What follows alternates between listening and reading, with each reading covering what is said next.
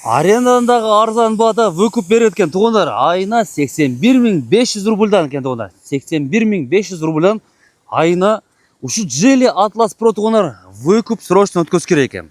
2023 жылқы 1.5 турбина. Страховкасы через Яндекс ебушный кыргыздар срочно выкуп өткөзөм дейді туғандар. Срочно. Машинаның техник состояниесі жақсы деді туғандар. Atlas Pro, тариф комфорт плюс жігіттер. Комплектациясын көрсөтөлүк 4 электростеклоподъемники, кожаный салон. Состояниесі жақсы екен жігіттер. Состояниесі жақсы. Машинаның комплектациясында нелер бар? Большой монитор туғандар. Камера заднего вида. Мынакей.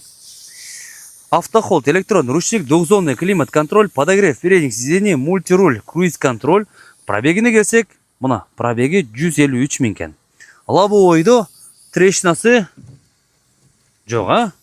Эми анча-мынча караңгыда иногда лобовойдо трещинасы бар болсо мен көрбөй калдым. Ошого извиняюсь. Бирок могу жерде трещинасы жок. Туганда тариф комфорт плюс условиясын так айтып берейин силерге.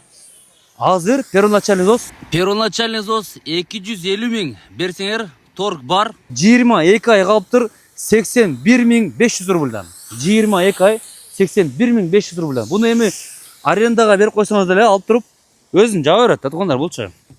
Ачык айтканда, буну билесиңер, азыр арендага 3000ден эмес, даже 3200ден да айдагандар бар. Атласычы тугандар.